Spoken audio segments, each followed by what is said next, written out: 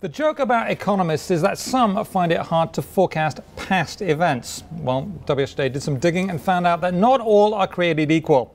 In fact, women are better at forecasting the economy than men. Today we're joined by the best economic forecaster, Beth Ann Bovino. She is U.S. Chief Economist at S&P Rating Services, and there she is. Happy Valentine's Day, Beth Ann. Thank you. Great to be here. So we have a list of your forecasts, certainly the big ones, and we're going to put that up, and it's amazing. The actual numbers, 7% jobless rate is what it was for Q4, and you predicted 6.9%, the GDP 2.9 versus 2.7, all very, very close. What is your secret sauce, and can I have some? Well, I can't. I would love to say that it was female intuition, but it wasn't.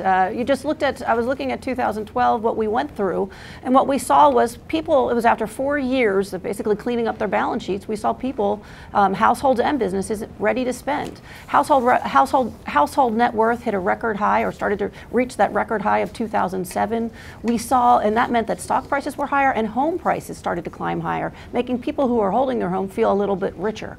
We saw jobs coming around. Maybe not as much as we wanted, but businesses were also holding onto their workers, suggesting that people had money to spend. A couple other things that we were looking at looked really positive. The Fed looked like they weren't going to move away from really giving the economy what it needed to grow, and that was another positive. So your latest paper, I think it's your latest one, February the 10th, it says a recovery postponed and not cancelled, and you know, you must be right, because you are our best forecaster in the Wall Street Journal survey. But some of the data I've seen looks forward to not good stuff. So the new orders segment of the ISM manufacturing survey, that was the biggest drop since 1980 we saw in that component, and that represents future economic activity. We saw new home sales and housing starts, both which represent future economic activity, not doing that great either. And I'm looking forward at those things, and I'm saying, that doesn't augur good things.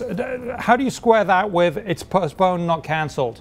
Well, I just look out the window. I see all the snow. It's hard to make people it's a hard commute for people to get to work. It's hard to go to school. It's hard to go to the mall. So you're going to see things slowing down. In New York City, we've been pretty much wiped out by snow, and it's not just in New York. It's in many, many parts of the United States.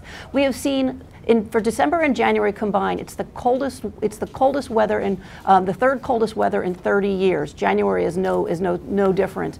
But what's surprising, and why I'm still optimistic about what to expect for the year, is that when we looked at the jobs numbers, certainly disappointing on the headline, but if you go further in, households, people who were asked if they couldn't get to work and why, we found that in December and January, about close to 550,000 people said they couldn't get to work because of weather.